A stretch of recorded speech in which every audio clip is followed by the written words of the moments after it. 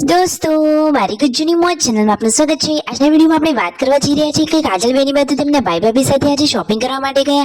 તેમના પપ્પાને આજે ફરીથી હોસ્પિટલે જવાનું હતું। ડોક્ટરે હવે શું ટ્રીટમેન્ટ કરવાનું કહ્યું। શિલ્પા ભાભી અને કાજલબેની બાએ આજે બજારમાંથી કઈ કઈ વસ્તુઓની શોપિંગ કરી। આજે તો તેઓ સાંજે 5 વાગ્યા સુધી ખરીદી કરતા રહ્યા અને સોના ચાંદીમાં પણ શું ખરીદી કરી। શિલ્પા ભાભીએ કઈ ચાંદીની વસ્તુ લીધી, કાજલબેની બાએ પણ લીધી અને શિલ્પા ભાભીએ આજે કેવો ડ્રેસ લીધો અને ઘરે આવીને વસ્તુ બતાવી પછી બધા લોકોને ગમી કે નહીં, બધા લોકોએ તેમની આ વસ્તુઓ વિશે શું કહ્યું। દોસ્તો તેમના મમ્મી માટે એ તો બહુ મોંઘો બ્રશ લાવ્યા હતા। બ્રશ કેવો હતો અને આજે તો ઘરે થઈ રહી છે પકોડીની પાર્ટી। દોસ્તો કઈ ખુશીમાં આજે પાણીપુરીની પાર્ટી, શું પૂનમ ભાભીને પકોડી ખાવાની કે નહીં એના વિશે પણ ચર્ચા, બધું જ તમને જાણવા મળશે આપણા આ વિડીયોમાં। મારી ચેનલ પર નવા હોય તો ચેનલને ફટાફટ લાઈક શેર અને સબસ્ક્રાઇબ કરી દો। Full video in Thakor family blog channel. દોસ્તો ફૂલ વિડીયોની લિંક ડિસ્ક્રિપ્શનમાં મૂકેલી છે, ત્યાં જઈ તમે આખો વિડીયો વોચ કરી શકો છો। આવી ટૂંકી ટચુકડી લાઈવ લેટેસ્ટ ટ્રેન્ડિંગ માહિતી મેળવવા માટે કરી દો મારી ચેનલને ફટાફટ સબસ્ક્રાઇબ।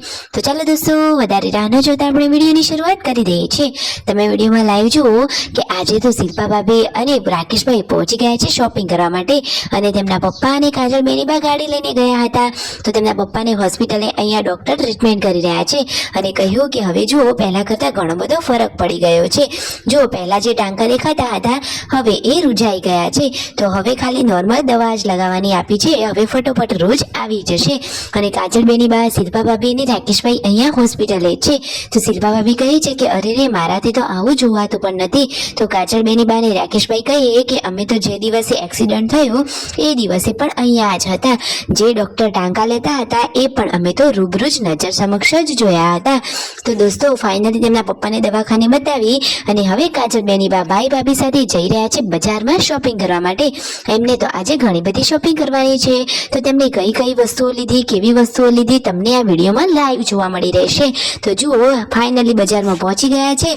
સૌથી પહેલા તો કાજલબેની બાએ તેમનો મોબાઈલ રિપેર કરાવવા માટે આપી દીધો છે। તો મોબાઈલ રિપેરિંગ વાળા ભાઈએ કીધું છે કે 3 થી 4 વાગ્યા પછી મોબાઈલ લઈ જજો, તો ત્યાં સુધી તો શોપિંગ કરવી જ પડશે ને। તો ફાઇનલી આજે આવી ગયા છે તેઓ સાડીની દુકાનમાં। કાજલબેની બા માટે તો જોરદાર મજાની અવનવી અને સરસ મજાની મસ્ત સાડીઓ લીધી છે। તો કેવી સાડીઓ લીધી જુઓ તો ખરા કે આ દુકાનમાં તો ઘણી બધી સાડીઓ છે। બેની બાને આમાંથી કઈ સાડીઓ ગમી કે શું શિલ્પા ભાભીએ એમના માટે પણ સાડી લીધી? અરે દોસ્તો જુઓ એ તો આ સાડીઓ ખોલીને અહીંયા ચેક કરી રહ્યા છે। કાજલબેની બા કહે છે કે મારે તો સિમ્પલ જ સાડીઓ લેવી છે ઘરે રનિંગમાં પહેરવા માટે। તો તેમને અહીંયા સાડીઓ પણ લઈ લીધી, બ્લાઉઝ પીસ પણ લઈ લીધા। પછી ચાલ્યા સોના ચાંદીની દુકાનમાં। જો શિલ્પા ભાભીને લેવાના હતા આ પાયલના આંકડા અને પછી ત્યાંથી કાજલબેની બાએ કઈ ચાંદીની શોપિંગ કરી? અરે હા, એમને પણ સરસ મજાની ચાંદીની વીંટી લીધી છે। વીંટી કેવી છે તમારે નજીકથી એની ડિઝાઇન જોવી છે તો હમણાં જ ઘરે જઈને તમને એ પણ બતાવી દઈએ। તો ફાઇનલી જુઓ બજારમાં આવી અને પકોડી ના ખાઈએ એવું થોડી ને ચાલે, તો બધા લોકો પકોડીનો ટેસ્ટ કરવા માટે અહીંયા આવી પહોંચ્યા છે। તો પકોડી ટેસ્ટ કરી પણ થોડોક ઓછો ટેસ્ટ રહ્યો, મજા નહોતી આવી। પછી બીજી જગ્યાએ પકોડી ટેસ્ટ કરવા ગયા અને પછી શિલ્પા ભાભીને લેવો હતો ડ્રેસ। તો ફાઇનલી જુઓ અહીંયા સીડીઓ ચડીને ઉપરની દુકાને આવી ગયા છે તેમના માટે ડ્રેસ લેવા। તો ફાઇનલી શિલ્પા ભાભીએ કેવો ડ્રેસ લીધો? એકદમ યુનિક એન્ડ સ્ટાઇલિશ ડ્રેસ। અરે એમને અત્યારે ડ્રેસ પહેરીને ક્યાંય જવાનું છે? શું રાકેશભાઈને બંને લોકોને ક્યાંય ફરવા જવાના છે એટલા માટે તેઓ ડ્રેસ લઈ રહ્યા છે?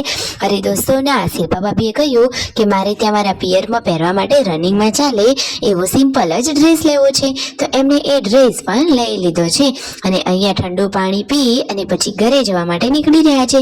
શું હવે કઈ વસ્તુ લેવાની બાકી રહી કે નહીં? બહાર જે આ ડ્રેસ છે એ ટાઈપનો ડ્રેસ શિલ્પા ભાભીએ લીધો છે। બજારમાં તો આજે ઘણી બધી શોપિંગ કરી લીધી। શિલ્પા ભાભી કહે છે કે નામ કાજલબેનનું ને શોપિંગ મારી એવું થયું છે। ફાઇનલી પછી મોબાઈલ રિપેરિંગ થઈને આવી ગયો છે, મોબાઈલ લઈ લીધો। મોલમાંથી થોડીક શોપિંગ કરીને પછી અહીંયા આવી ગયા છે એ તો ઠંડુ શરબત પીવા। તો સરસ મજાનો શેરડીનો રસ ઓર્ડરમાં આપી દીધો છે। થાક લાગ્યો હતો એટલે સીડી ઉપર જ બેસી ગયા। તો ફાઇનલી શેરડીનો ઠંડો રસ આવી ગયો છે। જુઓ ઉનાળાની સિઝનમાં તો આવો ઠંડકવાળો રસ જ પીવો જોઈએ। અને પછી એમની સવારે ચાલી રહી છે હવે ઘર તરફ જવા। ઘણી બધી શોપિંગ કરી અને છેક 5 વાગ્યા સુધી આજે તો શોપિંગ કરી લીધી છે અને ફાઇનલી ફાઇનલી હવે જુઓ આ 3 સવારીમાં ચાલ્યા છે હવે ઘરે. રાકેશભાઈ કહે છે કે આ તો આપણી મિની થાર છે કે જેમાં ગમે તેટલા હોય પણ સમાઈ જાય. તો શિલ્પા ભાભી, રાકેશભાઈ અને કાજલબેની બા એક જ બાઇક ઉપર બેસી અને હવે શોપિંગ કરીને ઘરે આવી રહ્યા છે. તો ઘરે આવ્યા ત્યારે જ શાંતિ થઈ. આટલા ઉનાળામાં આટલી ગરમીમાં બહારથી ઘરે આવીએ ત્યારે જ શાંતિ થાય. તેમના મમ્મી બધી વસ્તુઓ ચેક કરી રહ્યા છે કે કેવા કપડાં લાવ્યા, કેવી શોપિંગ કરી. તો જે તેમના મમ્મીના ખોળામાં છે એ કાજલબેની બાની સાડીઓ છે. કાજલબેની બા સરસ મજાની ચાંદીની વીંટી પણ લાવ્યા છે જે સંજયભાઈના હાથમાં છે. મસ્ત મજાની એમને તો વીંટી લીધી છે. અને જુઓ શિલ્પા ભાભી લાવ્યા છે તેમના પાયલ માટેના આંકડા. આ રહ્યા એ આંકડા. ચાંદીનો ભાવ તો અત્યારે ક્યાંય છે. આજે તો ઘરમાં બની રહી છે પકોડી, પરંતુ તેમના પપ્પા માટે શાક રોટલી બની રહી છે, કારણ કે તેમને તો ડોક્ટરે ખટાશ ખાવાની ના પાડી છે. તો કાજલબેની બાએ સરસ મજાનું શાક બનાવી દીધું. શિલ્પા ભાભી તો બ્લાઉઝ કટિંગની સિઝનમાં લાગી ગયા છે. અને હવે જુઓ પકોડીની પાર્ટી રેડી છે. ઘરે બધાને આપી અને પછી બધા જ લોકો સાથે પકોડીની પાર્ટી કરવા માટે બેસી ગયા છે. આખો પરિવાર એકબીજાની સાથે ને હળી મળીને અહીંયા જમવા બેઠા છે. પરિવારની એકતા હોય તો જીવન જીવવાની મજા જ પડી જાય. સાચી વાત ને દોસ્તો? જુઓ દિવ્યાંશ ભાણાભાઈને પણ આજે પકોડી ખાવાની મજા પડી ગઈ. આખો દિવસ સરસ ગયો. તો લાઈક, શેર એન્ડ સબસ્ક્રાઇબ.